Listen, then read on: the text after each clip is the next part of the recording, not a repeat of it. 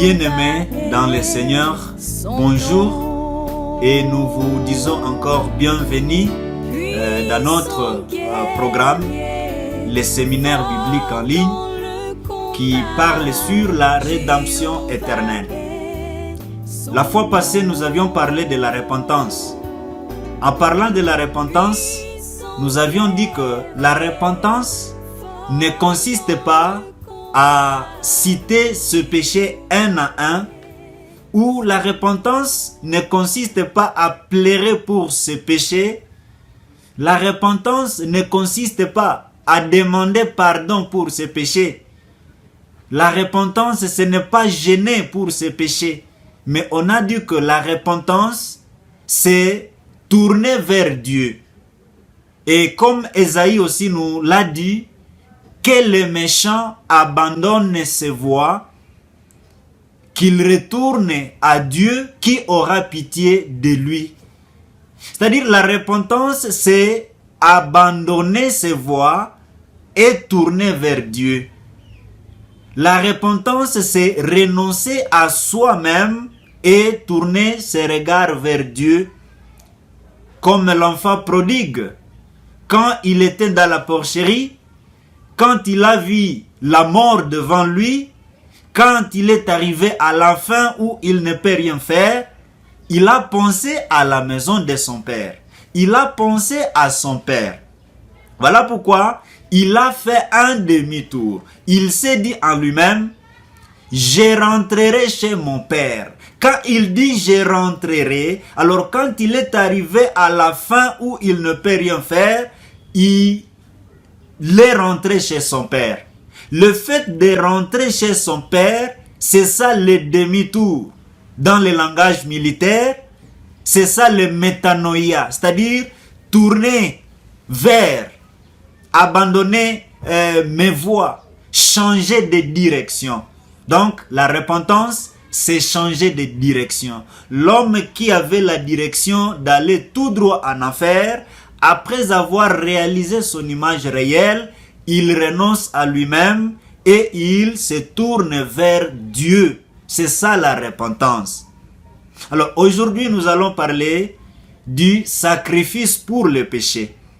Et en parlant du sacrifice pour le péché, nous allons montrer comment le péché était résolu dans l'Ancien Testament, mais aussi nous allons voir comment le péché a été résolu dans la Nouvelle Alliance ou dans le Nouveau Testament.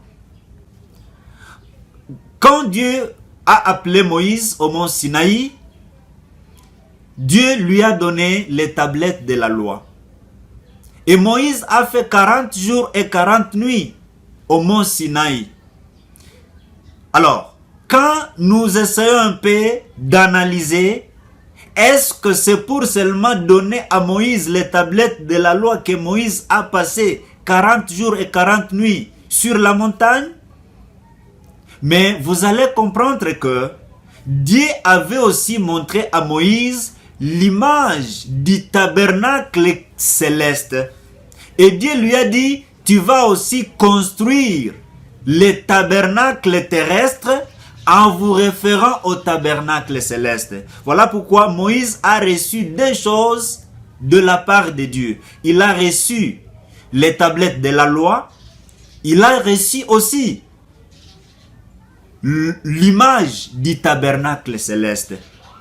Quand on a parlé de la loi, on a dit que le rôle de la loi, c'est pour montrer à l'homme qu'il est pécheur. C'est-à-dire la loi convainc l'homme qu'il est pécheur. La loi révèle la nature pécheresse de l'homme. Et comment est-ce que le péché va être résolu?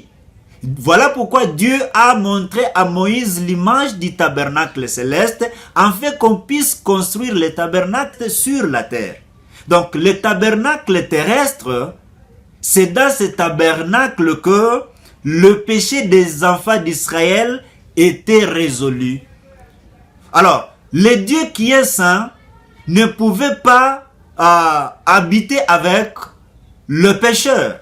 Voilà pourquoi Dieu a dit à Moïse, vous construirez un lien saint pour moi, afin que je puisse habiter au milieu de vous.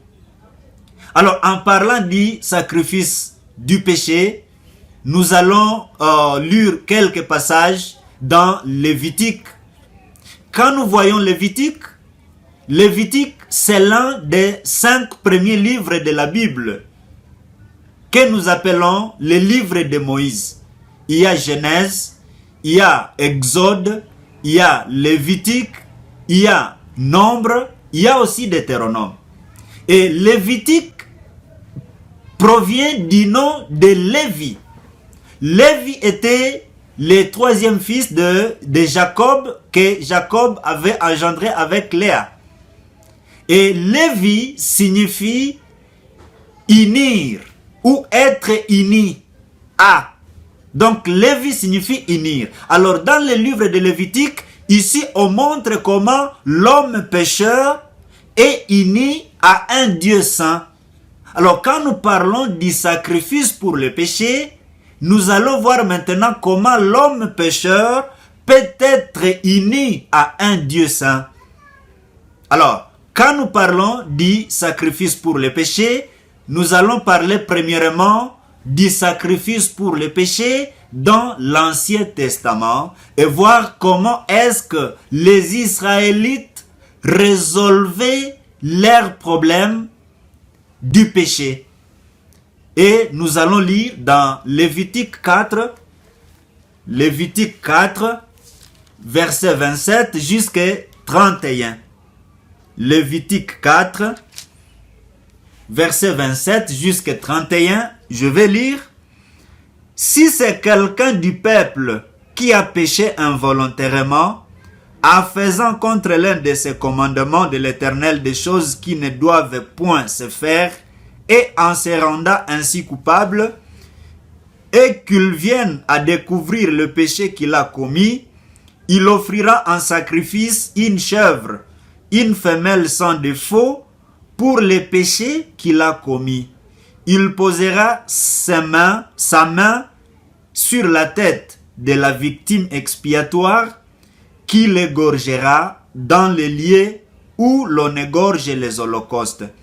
Le sacrificateur prendra avec son doigt du sang de la victime, il la mettra sur les cornes de l'autel des holocaustes et il répandra tout le sang au pied de l'autel.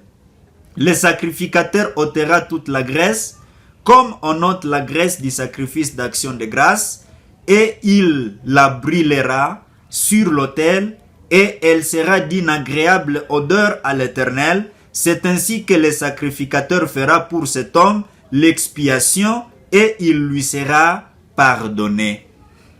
Quand nous lisons Lévitique chapitre 4, Lévitique chapitre 4 nous parle du sacrifice pour les péchés et ici nous venons de lire comment est-ce que le péché d'un homme ordinaire était résolu.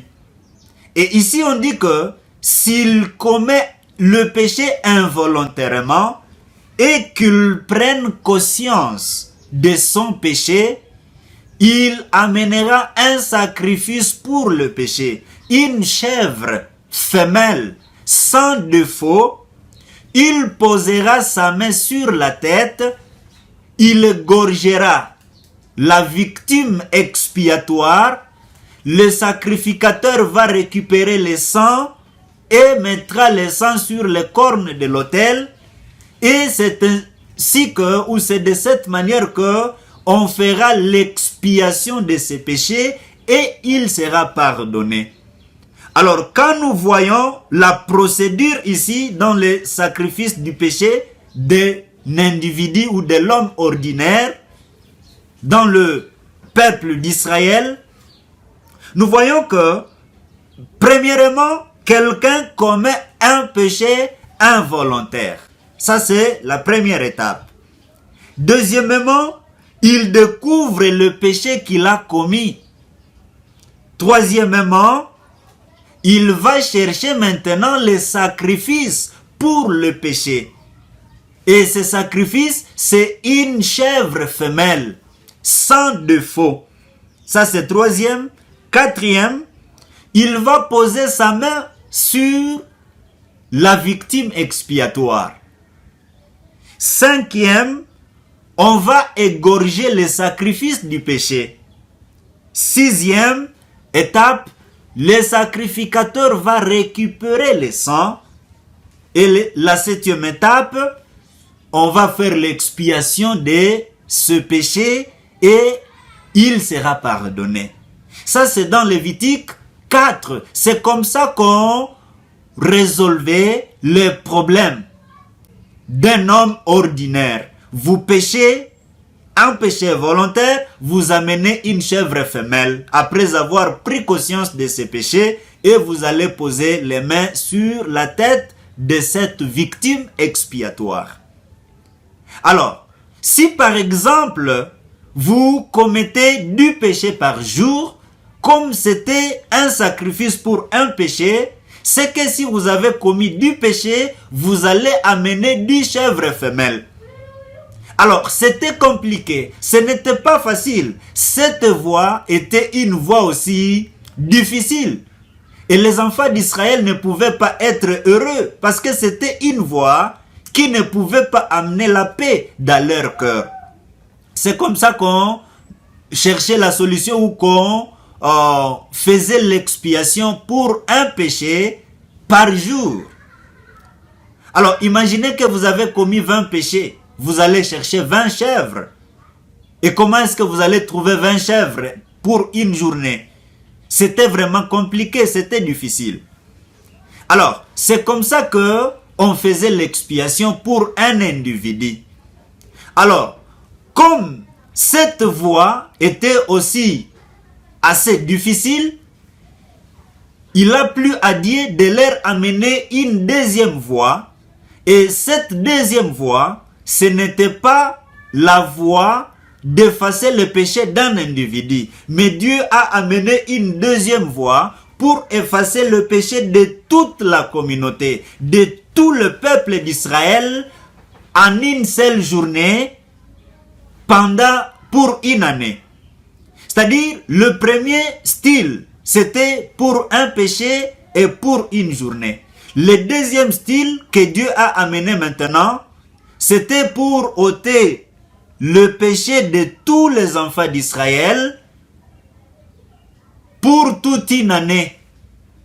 Et on faisait l'expiation le 10e jour du 7e mois. C'est écrit dans Lévitique 16. Lévitique 16. Là, nous allons lire Lévitique 16. Le verset 6, en continuant, la Bible dit ceci: Aaron offrira son taureau expiatoire et il fera expiation pour lui et pour sa maison. Il prendra les 2 boucs et il les placera devant l'Éternel. À l'entrée de la tente d'assignation, Aaron jettera les sorts sur les 2 boucs, un sort pour l'Éternel et un sort pour Azazel. Alors, le deuxième style, c'est que on va chercher 2 boucs qu'on va amener devant Aaron pour faire l'expiation de tout le peuple d'Israël. Un bouc était pour l'Éternel et un autre bouc était pour Azazel. Le bouc pour l'Éternel, Aaron confessait ce péché sur le bouc de l'Éternel. Après avoir confessé le péché sur le bouc de l'Éternel, il égorgeait le bouc là et les sacrifiait sur l'autel des holocaustes. Et avec son sang, il aspergeait ce sang sur les cornes de l'autel et au-dessus de l'arche de l'alliance. Alors, comme le peuple était tellement nombreux, tout le monde ne pouvait pas voir clairement ce que Aaron a fait en confessant le péché de tout le peuple sur le bouc de l'Éternel. Il fallait que Aaron revienne, il quitte encore les lieux saints, il quitte les tabernacles pour venir encore poser les mains sur le bouc d'Azazel. le bouc d'Azazel jouait le rôle d'effacer le péché dans les pensées des enfants d'Israël. Comme ils n'ont pas vu tout ce qu'Aaron a fait avec le premier bouc, il fait la même opération sur le deuxième bouc, et le deuxième bouc ne sera pas égorgé, le bouc d'Azazel. Le bouc d'Azazel ou Azazel, c'est le bouc émissaire. C'est-à-dire, c'est le bouc qui va amener le péché des enfants d'Israël loin des enfants d'Israël. Alors, quand les enfants d'Israël voient le bouc d'Azazel ou Azazel passer au milieu d'eux pour finir son voyage dans la brousse, alors les enfants d'Israël comprennent que nos péchés sont ôtés, nos péchés sont expiés, nos péchés sont enlevés quand ils voient le bouc d'Azazel. Et le bouc d'Azazel, comme il a porté le péché des enfants d'Israël, il va mourir là-bas parce que le salaire du péché, c'est la mort. C'est de cette façon que Dieu a amené le deuxième style, en fait d'effacer le péché de tous les enfants d'Israël pendant une année. Et ça se faisait le 10e jour, 17e mois.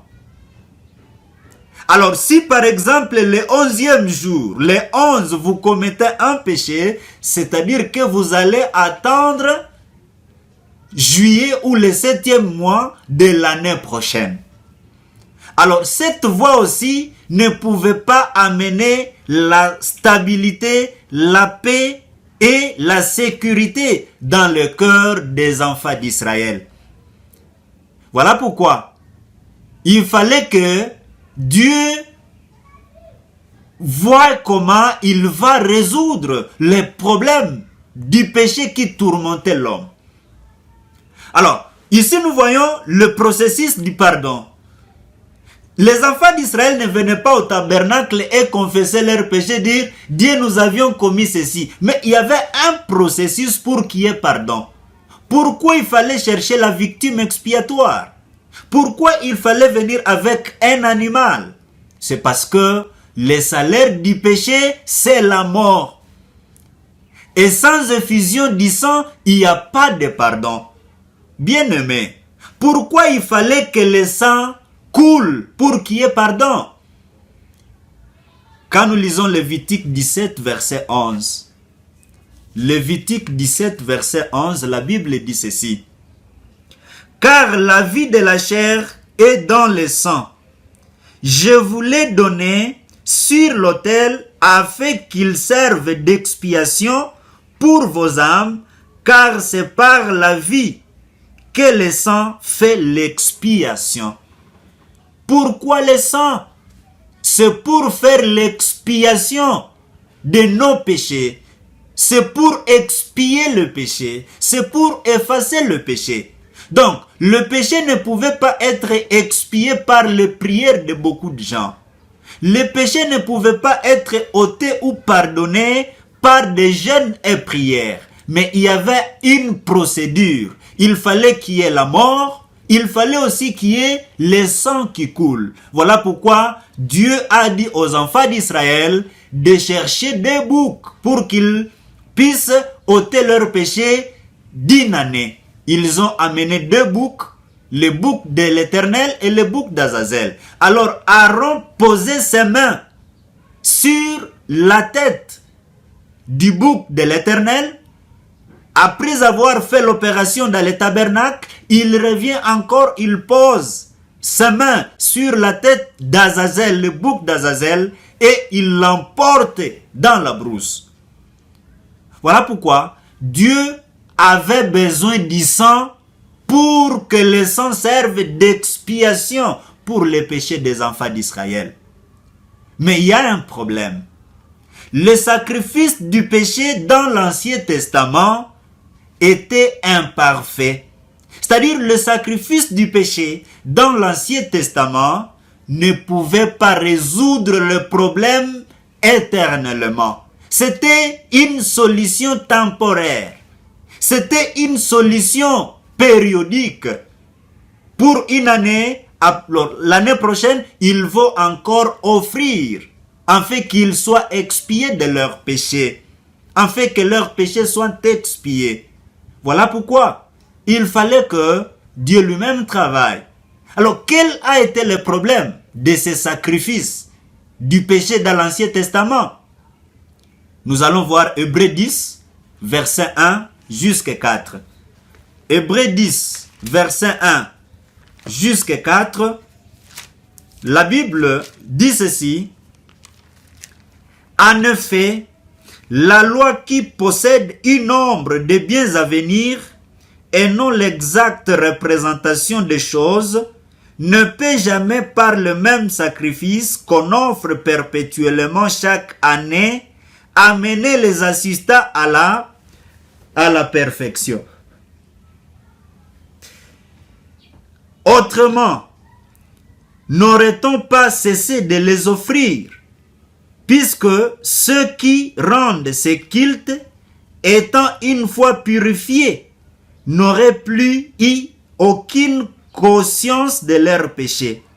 Mais le souvenir de péché est renouvelé chaque année par ces sacrifices, car il est impossible que le sang de taureau et de bouc ôte le péché. C'est-à-dire, le problème du sacrifice du péché dans l'Ancien Testament, c'était un sacrifice qui était imparfait. Et ce sacrifice ne pouvait pas amener les assistants à la perfection.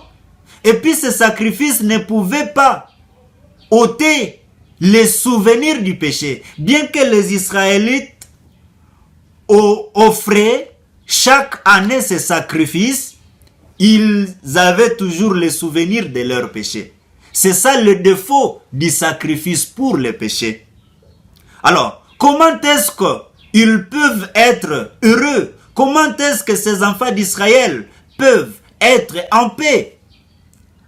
La Bible dit que il est impossible que le sang des taureaux ôte le péché. C'est ce que Hébreux 10:4 a dit. Car il est impossible que le sang des taureaux et des boucs ôte le péché. Oui, la Bible nous montre que le péché est ôté par le sang.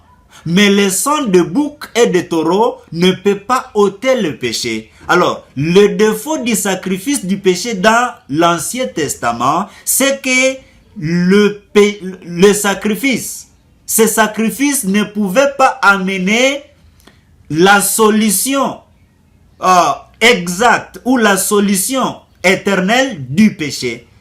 Chaque année, il pouvait répéter ces rites-là, il pouvait répéter ces services-là.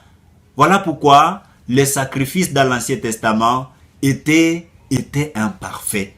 Et ces sacrifices ne pouvaient jamais enlever les souvenirs du péché. Oui, pour cette année, ils sont pardonnés. Et pour l'année prochaine, il faut qu'ils offrent un autre sacrifice afin qu'ils soient encore pardonnés. Alors, ça c'était l'ombre aussi des biens à venir.